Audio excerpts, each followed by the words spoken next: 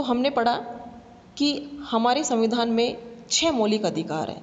तो सबसे पहले जो मौलिक अधिकार आता है वो है समानता का अधिकार। इसको अनुच्छेद 14 से 18 में वर्णन किया गया है। इसके अंतर्गत आता है कि कानून की दृष्टि से सभी नागरिक समान है तथा कानून उन्हें समान रक्षा प्रदान करेगा तथा जाति, विश्वास, धर्म, स्थान, भाषा के आधार पर राज्य नागरिकों को किसी प्रकार का कोई भेदभाव नहीं करेगा तथा सभी सार्वजनिक स्थान जैसे होटल, कुएं, तालाब, स्नान घाट तथा मनोरंजन केंद्र आदि सभी नागरिकों के लिए खुले रहेंगे और सरकारी नौकरी प्राप्त करने के लिए सभी नागरिकों को समान अवसर प्राप्त होंगे तथा शिक्षा तथा सुरक्षा के क्षेत्र को छोड़कर सभी सरकार कोई अन्य पदवी ग्रहण नहीं करेगा।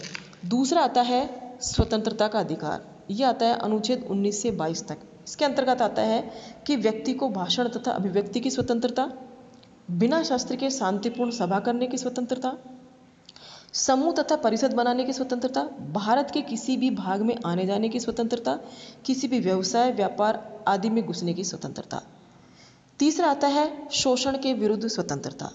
ये है अनुच्छेद 23 से 24 तक।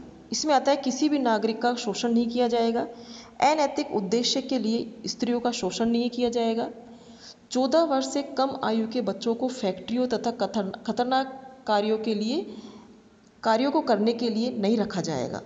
चौथा आता है हमारा धार्मिक स्वतंत्रता का अधिकार। इसके अंतर्गत प्रत्येक व्यक्ति को किसी भी धर्म में विश्वास रखने की स्वतंत्रता रहेगी तथा इसका प्रचार करने की स्वतंत्रता है, परंतु इसमें सार्वजनिक शांति भंग नहीं होनी चाहिए और न ही नैतिकता को कोई खतरा हो तथा सरकार न कोई धार्मिक कर लगा सकती है और न ही किसी को ऐसा कर अदा करने के लिए विवश कर सकती है। सरकार द्वारा चलाई गई संस्थाओं में धार्मिक शिक्षा नहीं दी जाएगी। किसी भी व्यक्ति को उसके धार्मिक विश्वासों के कारण उसकी नौकरी वंचित नहीं किया जाएगा। अब आता है 5वां सांस्कृतिक तथा शैक्षणिक अधिकार। इसके अंतर्गत व्यक्ति को निम्नलिखित अधिकार प्राप्त है, जैसे सभी नागरिकों को अपनी भाषा, लिपि तथा संस्कृति को सुरक्षित रखने का अधिकार है। नागरिकों को अपनी संस्थाएं खोलने तथा उनके प्रबंध करने का अधिकार रहेगा। सरकार धर्म के आधार पर कोई भेदभाव नहीं करेगी। धर्म और भाषा के आधार पर किसी शैक्षिक संस्था को मान्यता देने या अनुदान देने में कोई पक्षपात नहीं होगा। किसी भी व्यक्ति को उसकी जाति, विश्वास, भाषा या धर्म के आधार पर किसी शैक्षिक संस्था में प्रवेश लेने से नहीं रोका जा सकता। अब आता है संवैधानिक उपचारों का अधिकार।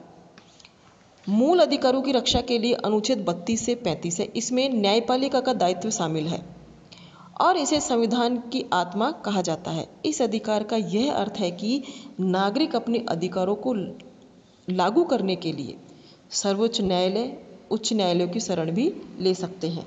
न्यायालयों के द्वारा व्यवस्थापिका द्वारा निर्मित उन सभी कानूनों, कार्यपालिका के आदेशों व कार्यों को अवैधानिक घोषित कर दिया जाएगा जो अधिकारों के विरुद्ध होंगे।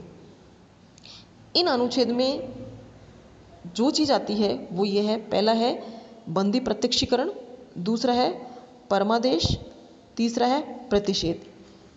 ये सब हमारे संवैधानिक उपचारों के अधिकार के अंतर्गत आता है। इस तरह से आज हमने मौलिक अधिकारों का वर्णन किया। आगे भी नेक्स्ट वीडियो में हम और भी ज़्यादा समझाने की कोशिश करेंगे। धन्यवाद।